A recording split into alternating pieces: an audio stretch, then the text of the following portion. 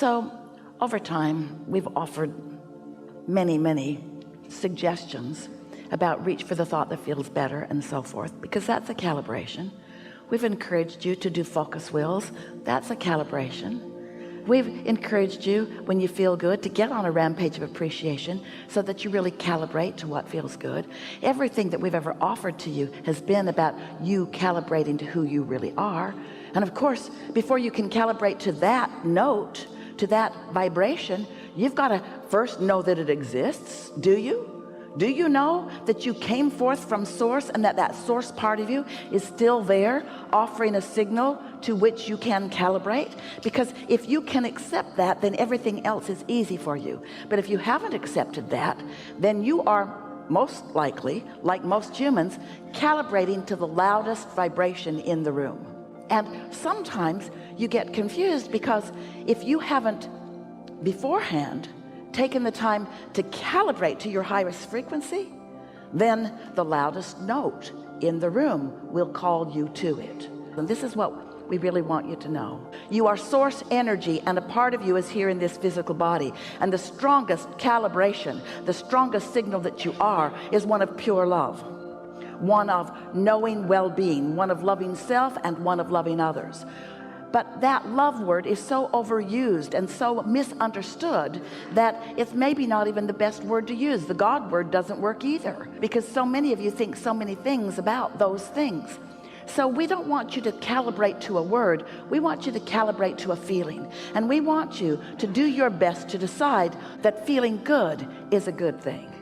So what we're talking about incessantly is identifying a vibration, a desired one, and then isolating it by focusing on it and not other stuff. And in doing so, eventually calibrating to that frequency. And now what's happened is you are one with you. What's the benefit of being one with you, with who you really are? You've been around a long time. You've been calibrating longer than there are human words to describe or human concepts to comprehend.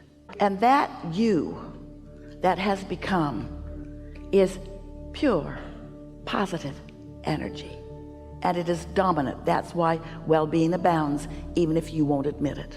So this whole of who you are, this pure, positive energy of who you are, has a point of attraction. Law of attraction is responding to that you. One who is connected to this stream of well-being is more powerful than millions who are not. So that point of attraction is powerful, more powerful. Hard to define how much more powerful. And we want you to contemplate for a moment with us why that part is so much more powerful in its point of attraction. Because there's no contradiction in the energy. Because the vibration has been identified and isolated and calibrated. And so since there is no contradiction, that signal is strong. Sometimes you calibrate to a signal that is not coming from source. If you're just bipping along, not thinking anything, and just slightly negative about your life experience, you can easily, because law of attraction will draw you there, because law of attraction isn't doing what's best for you. Law of attraction is not even trying to do what's best for you. The law of attraction is not your mother. The law of attraction is an equal opportunity across the board responder to your vibration and a matcher of vibrations. So if you are ornery about something, the law of attraction will say, here's some more, here's some more, here's some more. It's just the way that it works, you see.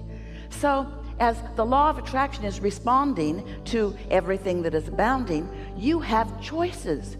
You can calibrate to wanted or unwanted, but you can't all of a sudden, after you've been calibrated, after you've been noticing, after you've been complaining, after you've been observing. Do you know? Most humans offer most of their vibrations in response to what they are observing, which is a good thing if what you're observing feels good, but it is not a good thing if what you're observing feels bad. And if you've got the habit of observation, then you're going to have a mixed bag, and you're not going to be like your inner being, who is consistently pure positive energy.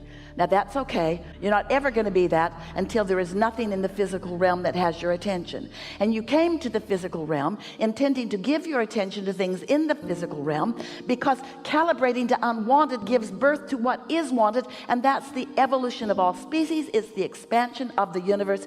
It's a good thing, not a bad thing. You just have to decide if you're willing to start looking toward what you're asking for, or if you're going to stay in the defense mode of explaining to someone, usually your mother, why you want it. That's what other humans do to you. You say, I would really like this, and they say, what makes you think you deserve that? And you're usually not with it enough to say, I'm source energy in a human body and I get what I want.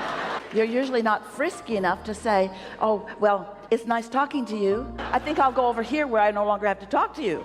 Because you are seeking calibration from me. Because now, why do you do that? Why does anybody seek understanding of others? Why do you want them to get you? Why do you want them to get you? Because if they get you, you feel better. You feel better than if they don't get you. We get that. But why is it important for them to get you? The reason that you want humans to get you is because you've forgotten who really gets you. You've lost track of what it feels like to really be tuned in. So we don't want you to tune to this frequency. We don't want you to calibrate to the frequency of source for the power of it, although it is powerful beyond description. We want you to calibrate to that for the pleasure of it. And stop looking for love in all the wrong places.